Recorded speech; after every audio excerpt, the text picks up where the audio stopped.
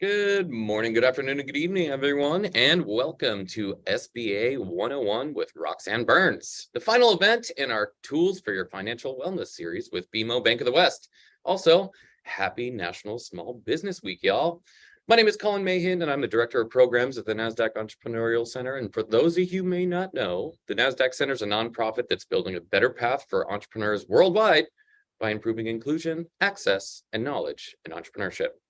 As you're going to see in the chat in just a moment, the Nasdaq Center provides programs, resources, and exceptional mentorship to entrepreneurs across all races, industries, and geographies. So check out those links and resources in the chat. A couple of housekeeping items before we get started. Firstly, let us know where you're dialing in from in the chat. Shout it out. Secondly, we're going to open up for a live Q&A at the end of the event, so please submit those questions for us in the Q&A function near the bottom of your screen throughout the presentation. We'll try our best to get to them all. Now, none of what we do here at the center would be possible without all the amazing support from our sponsors, including Nasdaq, Lehigh University, Bank of the West, Airbnb, KPMG, Wilson Sonsini, Woodruff Sawyer, Microsoft Entrepreneurship for Positive Impact, BPM, and HubSpot for startups. We're humbled by their contributions and hope you are grateful too.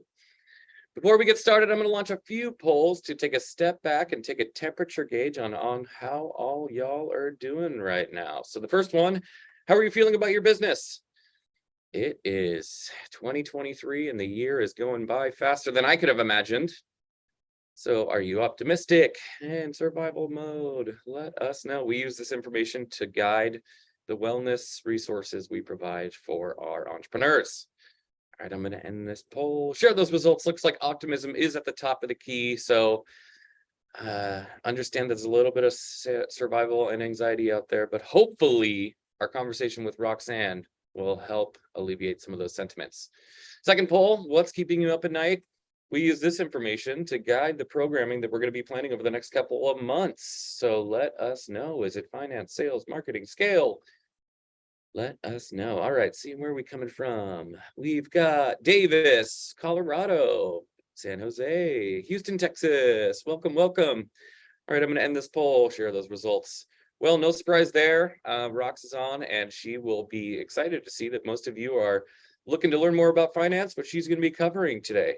So without any further delay, please join me in giving a warm welcome to our special guest and host for this conversation, Paloma Vidgen, who's the Women Entrepreneurs Segment Leader, Vice President at BMO Bank of the West. Paloma, welcome, and over to you. Thank you, Colin, and good morning, good afternoon, good evening, and again, happy Small Business Week. As Colin mentioned, my name is Paloma Vidgen, and I work at BMO Bank of the West. And if you don't know, Bank of the West just joined the BMO family, making us now the 8th largest bank in North America and expanding our footprint from 19 to 32 states. So we are so excited to be able to share serve a much larger audience through our personal and business banking, commercial banking, wealth management, and capital markets advisory. So lots of great activity from our new parent. And at BMO, our mission is to boldly grow the good. Apparently I have a hard one with that one. Boldly grow the good in business and in life. I have the privilege of actually running our Women Entrepreneur segment here at the bank, where I get to put together the strategies and solutions to help women entrepreneurs as they build and grow their businesses. And I'm so excited to be with you here today to continue our celebration of National Small Business Week. For those of you who didn't know, the theme this year is Building a Better America Through Entrepreneurship, which I think we can all agree is hugely important to our American economy. And at BMO and Bank of the West, we want to support your entrepreneurial journey by focusing on financial wellness. And I think we all know a key component of that is access to capital. What is more fitting is capital channel that we are going to discuss around SBA lending. But in order to demystify this topic, I've brought along a colleague, an expert, a small business cheerleader, Roxann Burns. Rox is our group credit manager for SBA Lending and helps small businesses through lending and financial literacy, which is really a true passion of yours. Rox, I'd love to give you a moment to share a little bit more about your career path and journey and why supporting small business owners is so important to you. Yes, so I did an internship while I was in grad school working on my degree in public policy. And I got an internship at the state of California in the Office of Local Economic Development, and was introduced to SBA Lending in my as an intern doing credit analysis. And, as I grew my career beyond, when I finished school, I realized that we had these programs that provided capital. And as a lender, the person underwriting the loan, I realized that the biggest barrier was financial literacy and understanding what your financials are telling you or what they could tell you and why they're important. So I have never lost that spirit. In fact, I wound up writing my master's thesis on financial management literacy as a direction in small business development policy. And that's why I'm still here doing SBA lending today. I love that. And clearly this has been driving you since, your Yes. very early years in your career. Have you done anything special to celebrate National Small Business Week this week? I have not. This is your big commitment. So this is great. Yes. I love it. I love it. And I know you do it all year long. So I don't want to waste any time. This has been a topic our community has been asking for. So let's just get into it. All right. Let's start with the basics. What is the Small Business Administration, and do they offer capital directly to business owners? Okay, well, the Small Business Administration was created by Congress through the Small Business Act in 1953 to create this independent agency to aid and counsel and protect the interests of small businesses. And today, it's the only cabinet level federal agency that is dedicated to small business. There are no longer any direct loan programs for regular small businesses. The only lending that SBA really does directly today is in disaster lending. So, the COVID pandemic was probably the biggest, that was the first nationwide disaster. And so your economic injury disaster loans, all went through the Small Business Administration. But they have not done direct lending since, I want to say, 1979. And the SBA's flagship program that we think of is called the 7A program. And that's because it's named after the Section 7A of that Small Business Act, and is designed to serve creditworthy.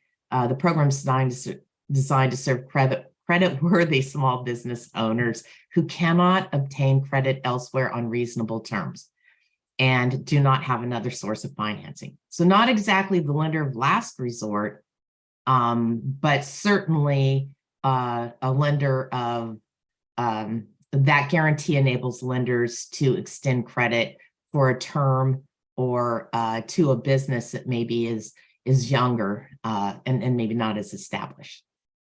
Great. So better way maybe to say this too is to say basically the SBA leverages banks in order to help get that capital to business owners that need it. Awesome. Correct. And does every bank have an SBA program?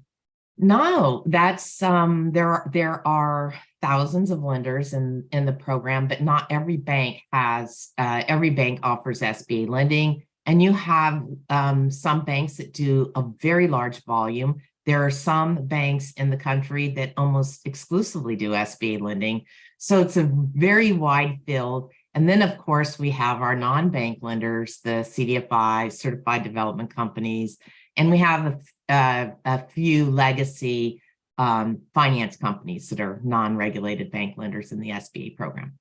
Awesome. So you mentioned 7A. So is there only one lending solution through the SBA, or is there more to the program than that? Yeah, so there's this, as I mentioned earlier, that 7A program is the flagship program. And so there's, kind of like two main programs here. And the 7A program really has kind of multiple sub-programs underneath that banner. So the standard program is loans $350,000 up to $5 million. The small loan program is $350,000 and less. And then there's the Express program. And what Express allows is it allows a lender to utilize a line of credit product, which is unique in the 7A program. at this size, and it allows a lender to use their own credit standards and documentation, et cetera, to make a loan that they would not have been able to make, without the SBA guarantee.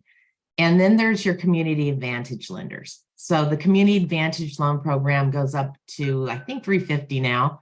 And these programs, the 7A program provides working capital, business acquisition finance, inventory finance. We can do debt refinance in the 7A program, equipment finance, and then commercial real estate, both acquisition. We can also do leasehold improvements. So if you're leasing a space, but you need to make special improvements, you can use a 7A loan for that purpose as well. Awesome. And then I'm seeing on a slide, there might be something called the 504. Sorry, I'm just like about them. So excited about the 7A program. The 504 had was an economic, it came after the 7A program. And this was where I started my career, was in the 504 program. And, the purpose of the 504 program was really focused on economic development and job creation. So there is a job creation requirement when you obtain a 504 loan. Now that has been expanded over the last few years to include some other public policy objectives, but job creation is kind of part of the flagship of 504. And with the 504 program was designed to really finance real estate predominantly. You can do equipment finance, and particularly equipment that has a longer useful life, like when you think of a plant or a manufacturing facility, that kind of equipment. And the program is to allow a business to have a lower down payment and a longer term. And the SBA lender, the certified development company, is actually in a junior position. So the bank does a first mortgage 50%.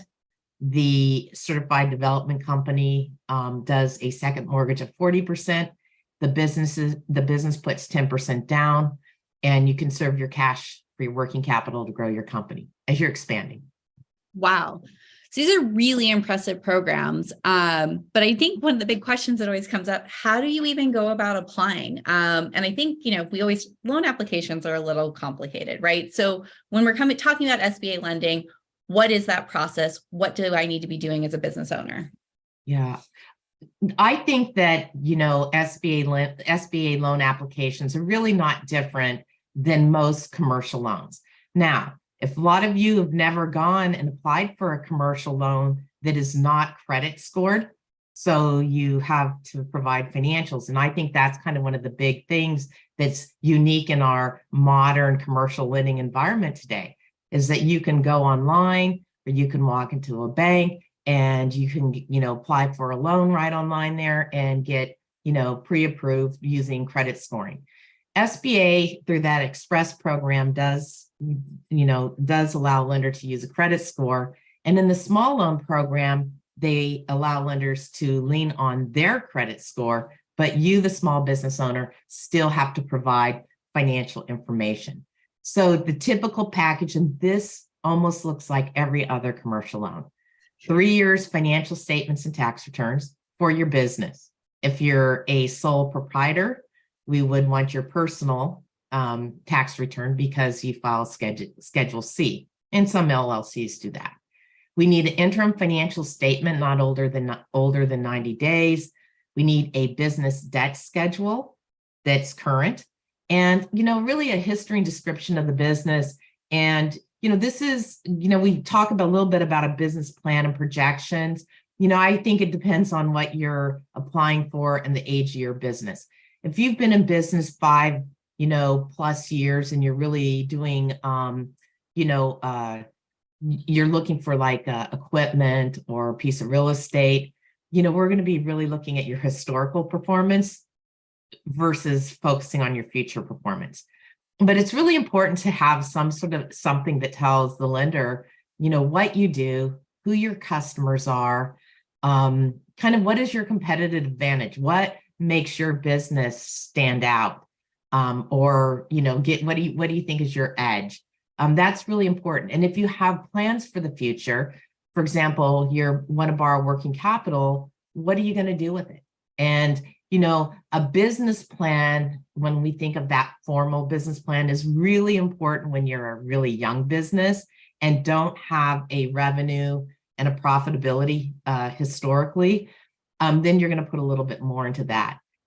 Projections are another thing that are really important. And projections can come into play when you're starting out, like you're a startup business. Projections are critical. But the other time projections come into play is sometimes your business is taking what I call the big leap. You've been growing just, 2-3%, and all of a sudden you have an opportunity, new product, a new service, something that you're going to do you're going to need to make an initial investment in that, with working capital or equipment to get you to be able to deliver on that, next jump up. And it's really important that you have projections because you're going maybe from, $1 million in revenue to 2 million. That's a pretty big jump in, 18 months. If you're doing something dramatic like that, you really want to have projections.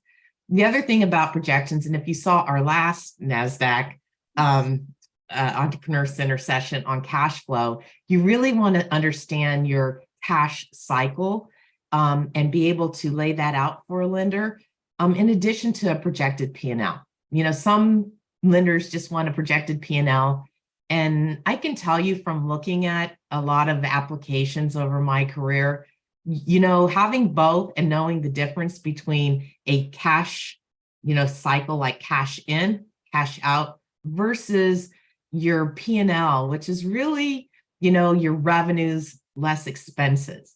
And they may be cash revenues, or they may not. They may be revenues, or they may be, you have to offer, terms to your customers. So just, I think, be prepared for both.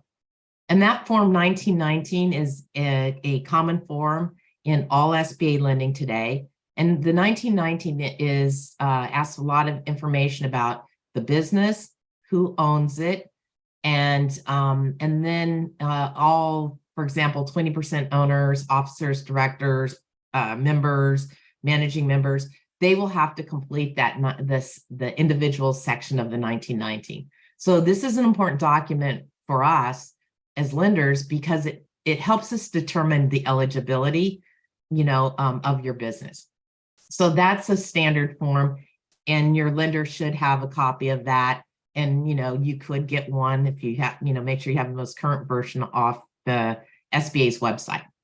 And then purchase agreements are important if you're buying, fixed assets, equipment, real estate, even if you're doing construction, have some sort of construction budget done by a contractor, someone who is giving you a really good estimate.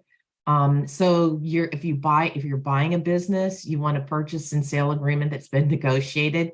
And the important part of that is it enables the lender to fully understand, one, that this is, that you're really ready to buy something. And well, if it's working capital, you wouldn't have one, right? But and then also, what are the terms and conditions of those sales? Great. So I have 3 follow-up questions after looking at this. First of all, you mentioned 3 years of tax returns, financial statements. What if I've only been in business for a year? That's okay. You're gonna give whatever. And what if you've been in business for a year, but you haven't done your tax return? You need to have a profit and loss statement.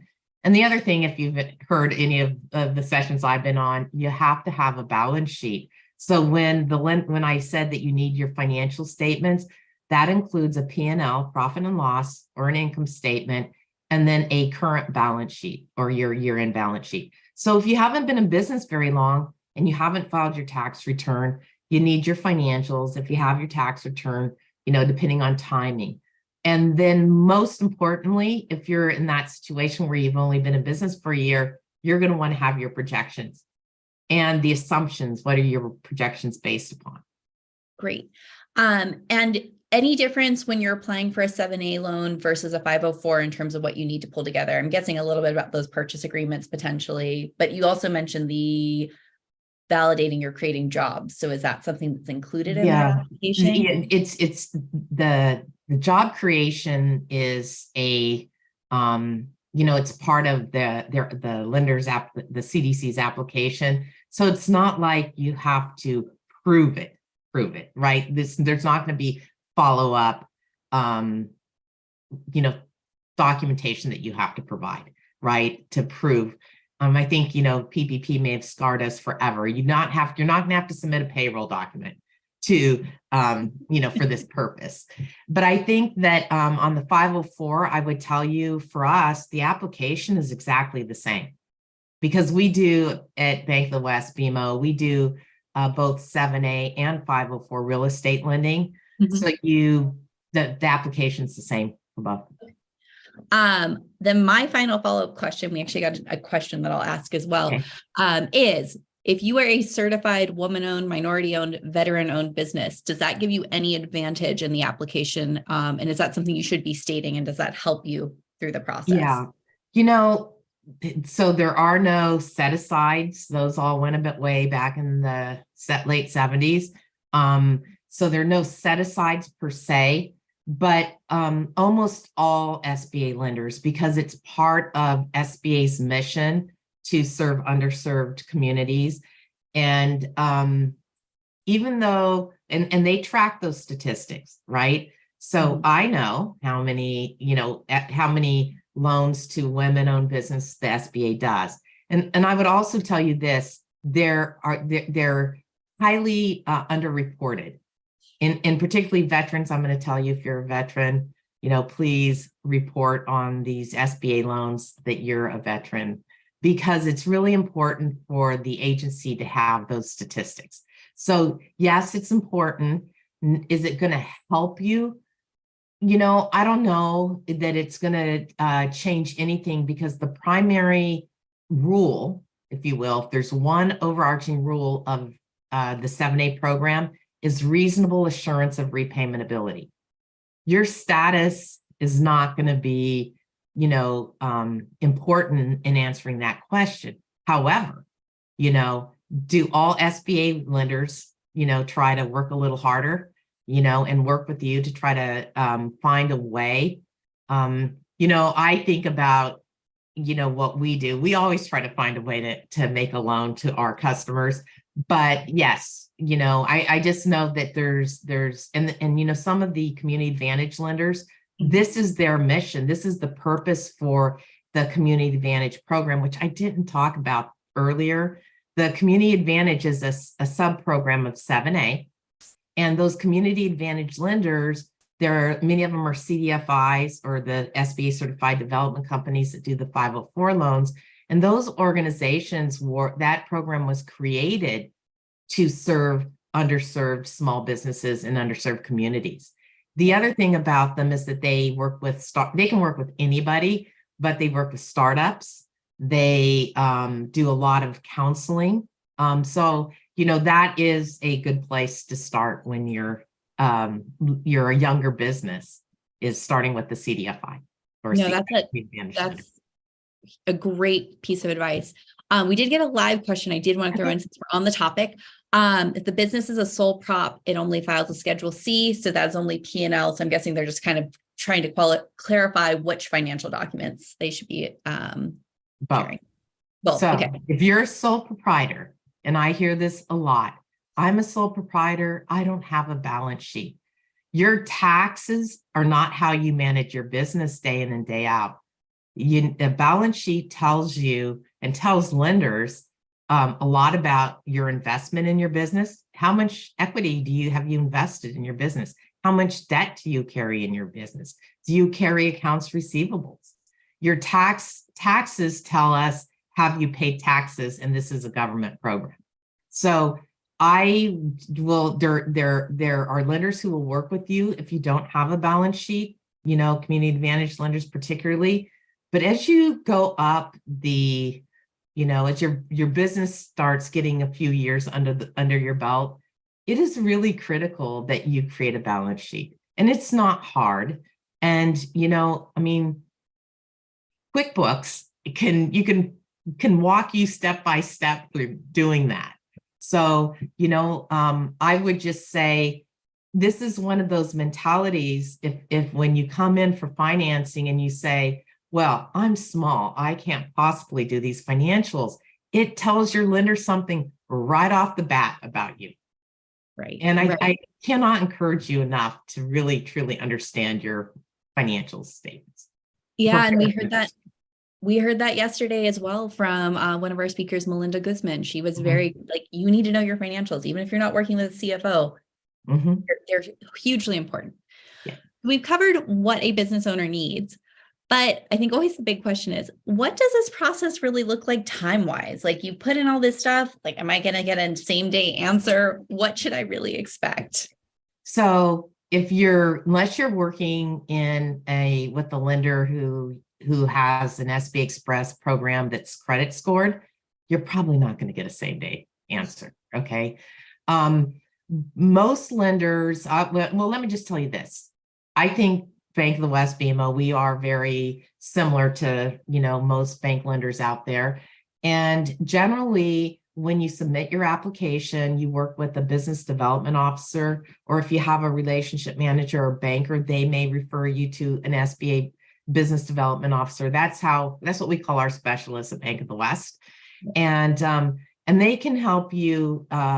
They kind of pre-screen you from an eligibility. Are you eligible for this financing? They will help with structuring the financing, give you information on what information you're going to need to apply, and then to, fundamentally close your loan. But they are your first point of contact. And this is not uncommon in a lot of banks that they have some sort of SBA specialist. And then once the application is completed for credit, it goes to our underwriter, and they're part of your deal team. And so our underwriters, they do the credit analysis, they make the eligibility decision, and they document that in their analysis. And oftentimes they'll call a business too. It's not uncommon for us to need to, call and just follow up with the business owners, because sometimes hearing you tell your story and answer questions that we're not seeing in your numbers, that's not uncommon either. We get financials and you're wanting to do this, but your financials are saying you can't do that. And so, I always say our borrowers are not, they're entrepreneurs, and, they're not confused about this. So let's go find out why they think they can repay this loan. So we encourage our underwriters to do that. Once your loan is approved, then you work with somebody who's going to dock and close your loan. And, if you're getting working capital, that's pretty straightforward. But if you're buying I'll use a building because it's easy. If you're buying a building, we're going to have to document your down payment, what SBA calls your equity injection.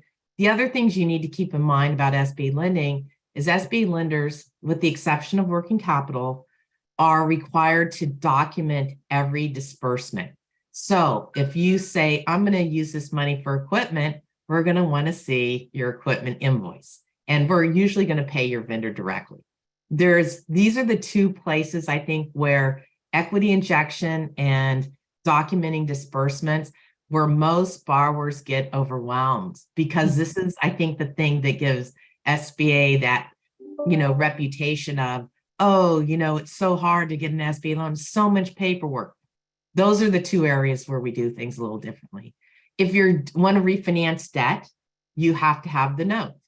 So I think that, again, there's just some evidentiary items that you have on an SBA loan that you don't have on a regular commercial loan. Yeah. And I did want to ask the question, because I think SBA and an SBA loan is kind of a stepping point probably to establish and build your credit, right? Yes. So as a business owner, do I want to stay in front of that business banker that I've been working with? So when I'm ready to maybe graduate out from my SBA loan to more traditional credit, is like, how do I keep doing that? Because I feel like we've talked about this a little transactionally, but how do I maybe establish that relationship? Yeah, well, we're big fans of, establishing a relationship. And I will just tell you, there are SBA lenders out there, and certainly your like your community advantage lenders, they don't provide, depository or other banking services. So if you're working with a bank that you bank at, which I always encourage people to go to the bank they bank at and ask for, their SBA loan there. But, I think it is not uncommon, Paloma, that you may, depending on your needs, this is one of the reasons why we started the added the SBA Express line of credit, is because we had borrowers that were applying for a line of credit that didn't meet the criteria, and we wanted to give them another option. And that guarantee helps us extend credit that we might not have extended without it. The other thing is that, you may start with a working capital loan or an SBA loan from what I call multiple uses of proceeds, but you will come to a place where maybe you truly need a line of credit and not permanent working capital. And it is not uncommon for businesses to move up beyond the SBA products to more conventional commercial loan products. And that's actually a huge win when we see our customers grow like that. Love that. You touched a little bit on some of the challenges, but let's really dig in. What are those common pitfalls that get business owners declined when they're going through the SBA process? Bad personal credit.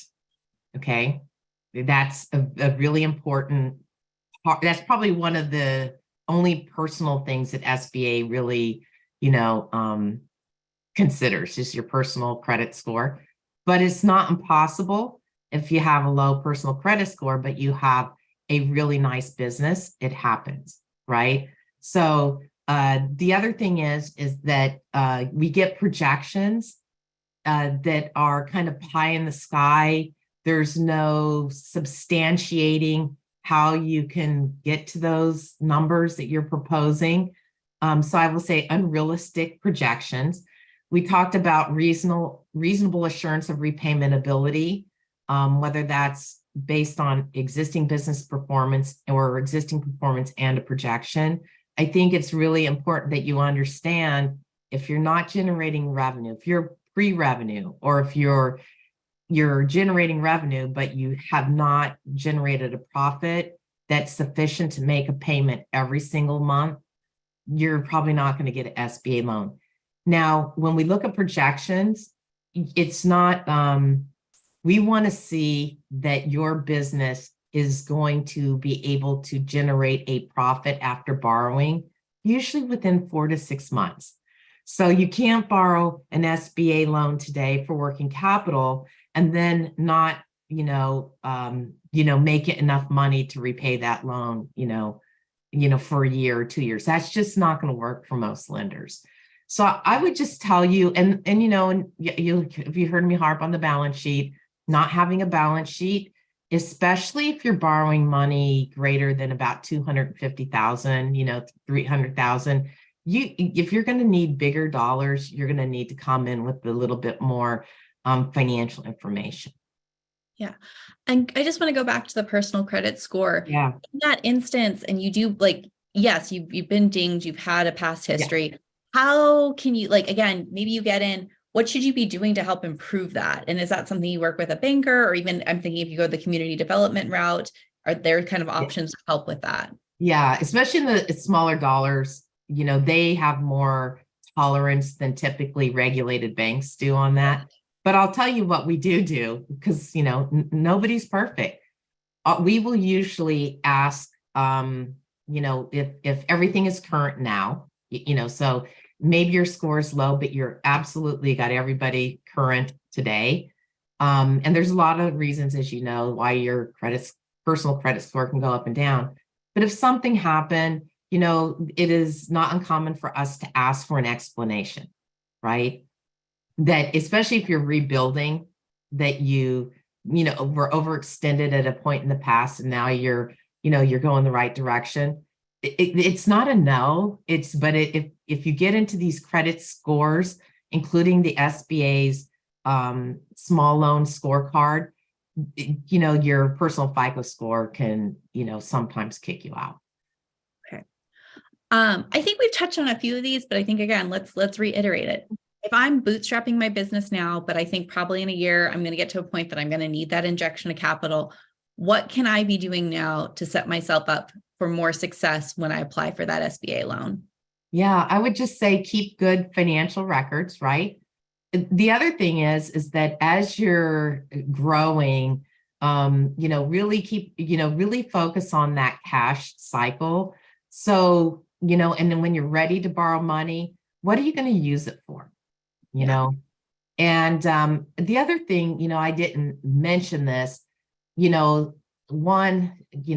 always remember to pay yourself.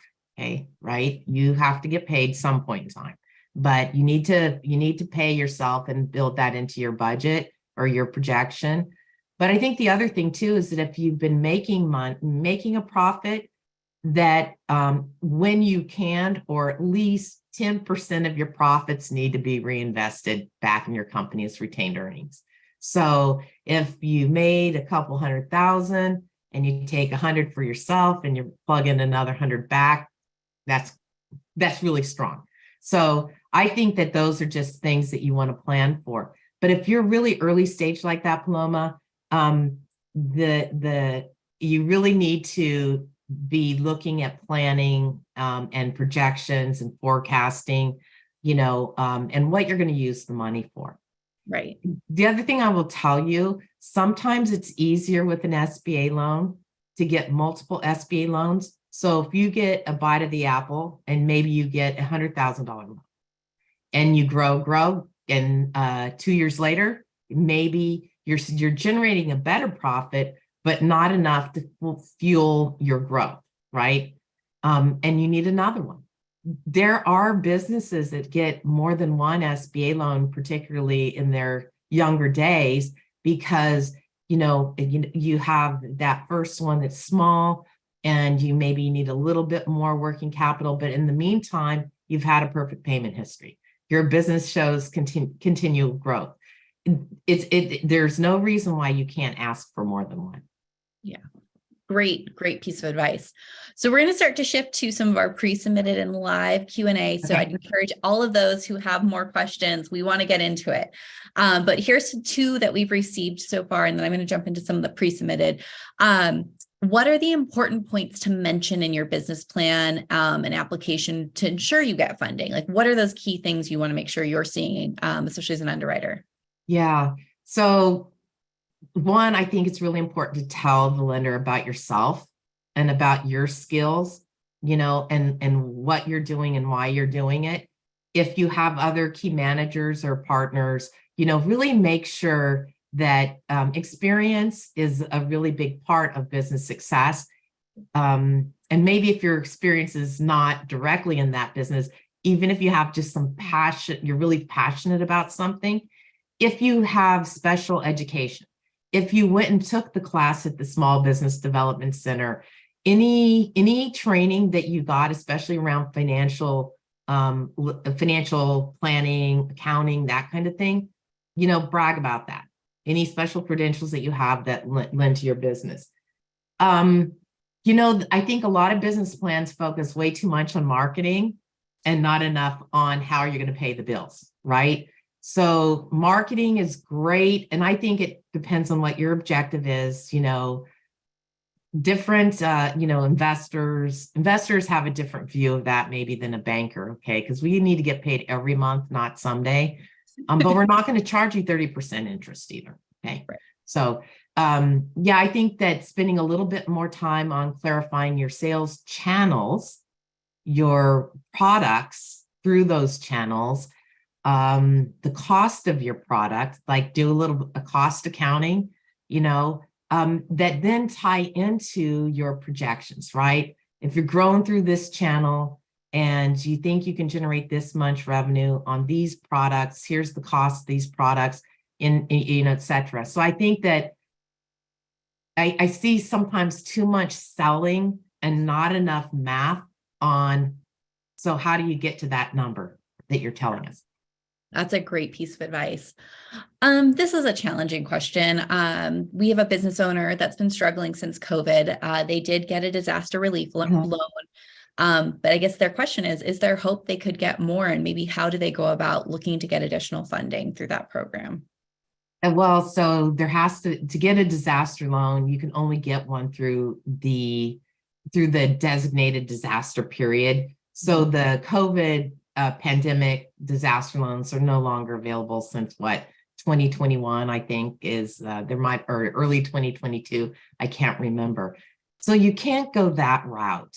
The one thing I will say is that if you got one of those loans and you're struggling with repaying the loan, especially if it's a disaster loan, reach out to your disaster loan center. They're either El Paso or Birmingham. And in fact, I was at a SBA industry conference last week, and they're consolidating all the disaster loans into one center in Dallas. But reach out to one of those disaster loan centers. If you're on the west of the Mississippi, it'll be El Paso. East of Mississippi, it'll be Birmingham, Alabama.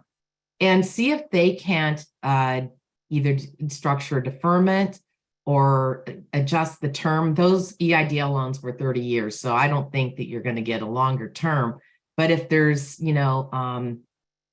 can request a deferment from them, but it's SBA's decision. Great. I want to touch on the fact that you were at an SBA conference last week. Oh, yes. And what changes are coming to the industry? What things can business owners come to expect maybe in the next year or two? Because we do expect there should be some changes. Yes. So there were some new regulations that were announced in the last couple of weeks. But if you watched any of the testimony of the SBA administrator and deputy administrator on the Hill, there's a lot of controversy about those reg changes.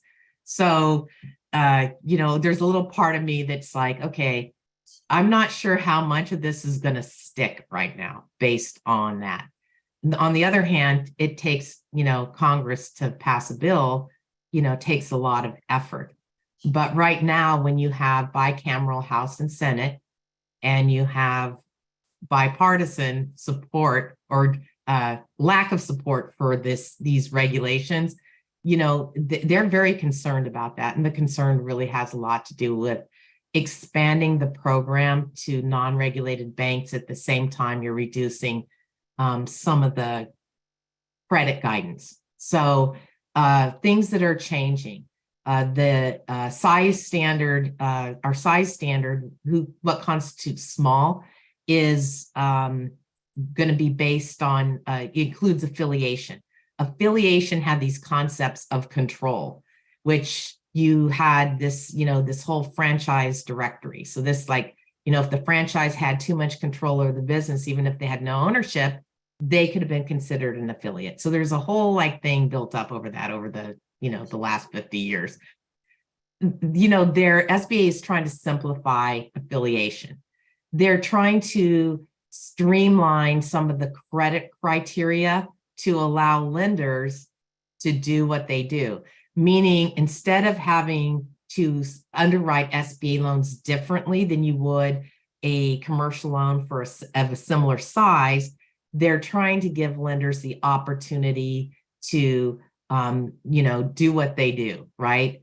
But then, you still have to have that credit elsewhere test where you cannot make an SBA loan, if you can do that same loan conventionally, meaning without an SBA guarantee. So that is another, thing that is expanding through there.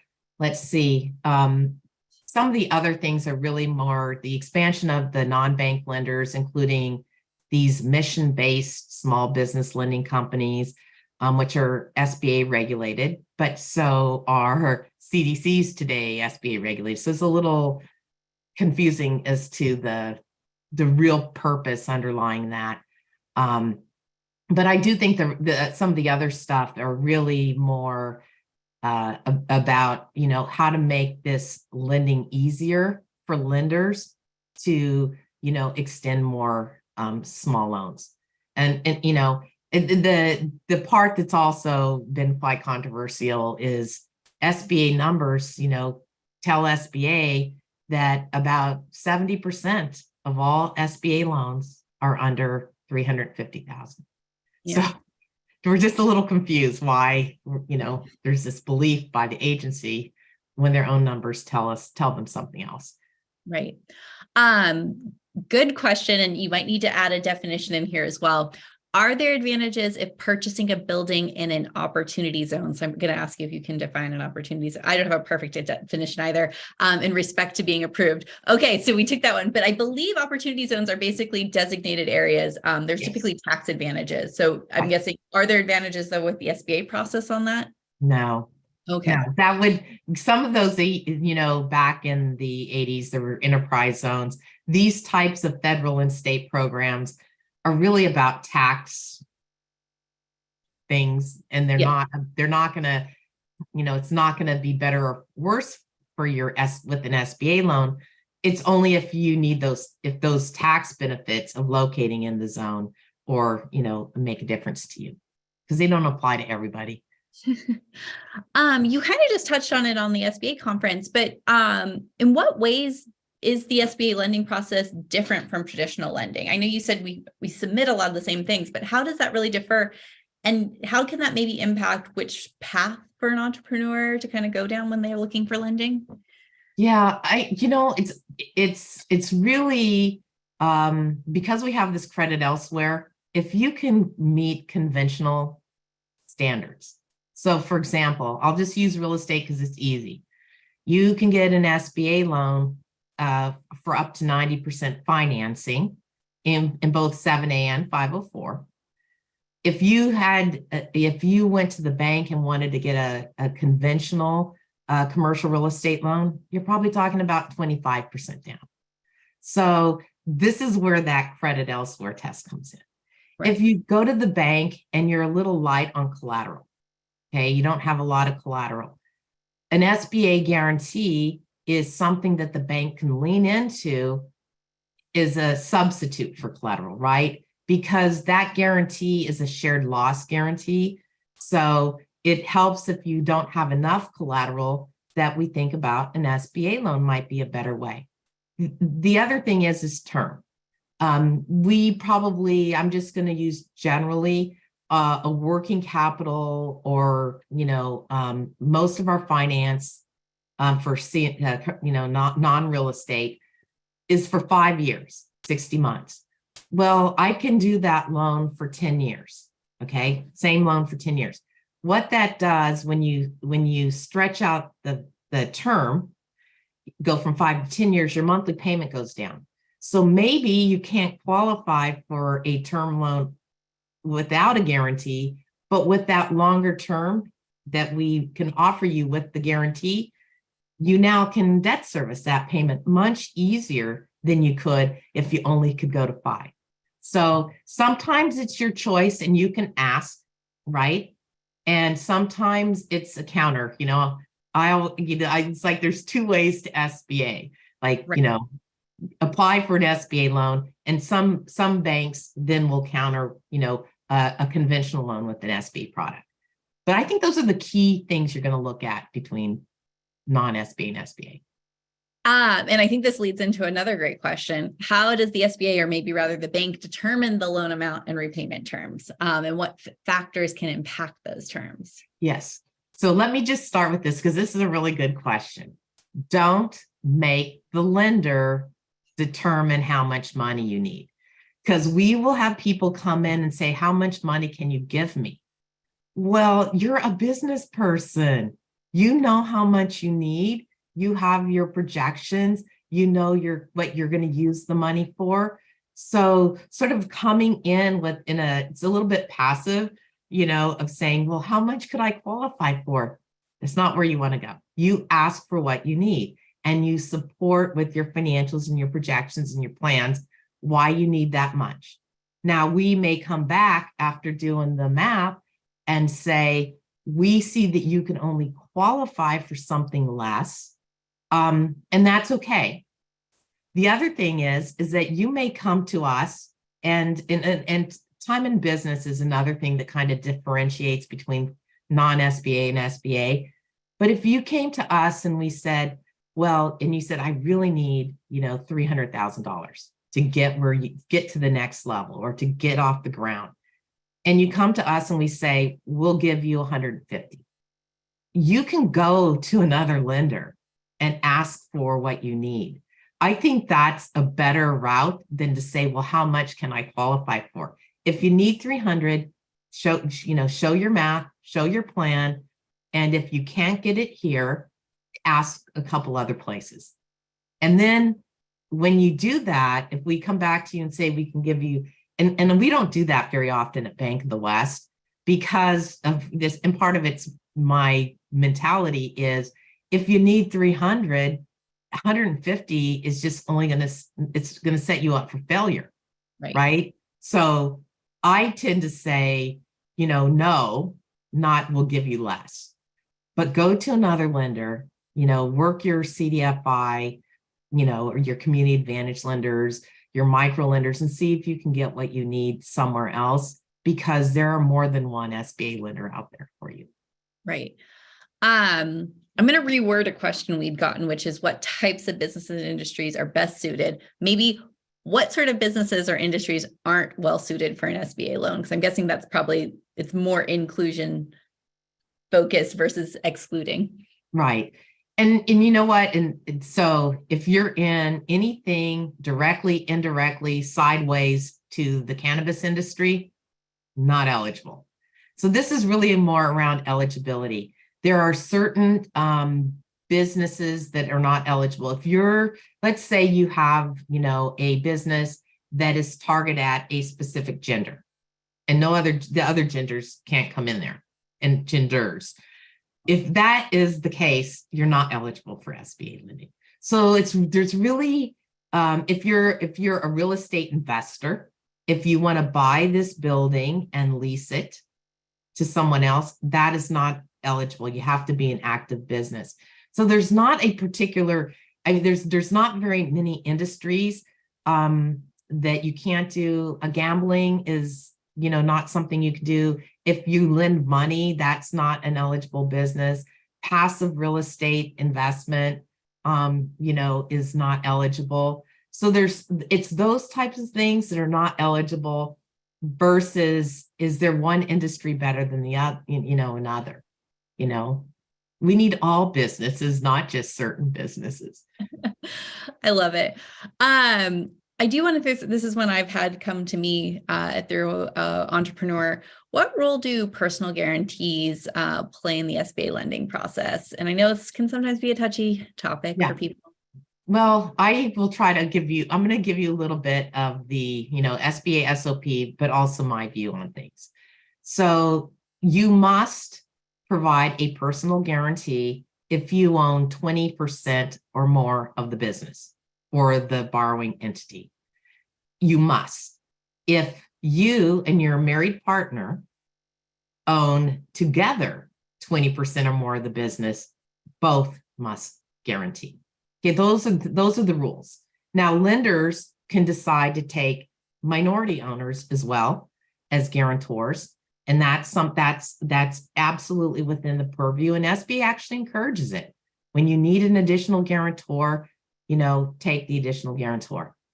But the other thing is that we have a guarantee from the U.S. Small Business Administration, whose guarantee is probably better than mine. Okay, and yours. So, it's a little bit kind of, we follow the rules that say you must take personal guarantees from these owners. And it's prudent to take guarantees maybe from minority owners from time to time. The SBA actually also has a provision in that SOP that says that the lenders should consider taking guarantees from key employees. Mm-hmm. And this, for me, that standard's pretty high. If you have something proprietary and you have a specialist as the only person who can do that work, that could be considered a key employee. So that's kind of, there's the rules, that SBA has, and then there's, rules that maybe banks have. And then, I really have always taken the approach historically that, we follow those rules and then we lean on the guarantee. Love it. I wanted to ask you, you've worked with so many businesses over the years. Any great, looking for one, success stories of someone who started with an SBA? I know this is hard. You've worked with so many, but any that maybe, you did an SBA loan for years ago, and now you're just like, wow, look what we helped build. I had a business, and they were actually a tortilla chip manufacturer. And they came to us for some working capital. They had had a little bit of a couple of, years where they, didn't grow like they planned. And I think they had launched a product. This was so many years ago now. I'm really going in my memory banks. But I remember this. I was the manager, and the underwriter came to me with this. And I said, we're missing something.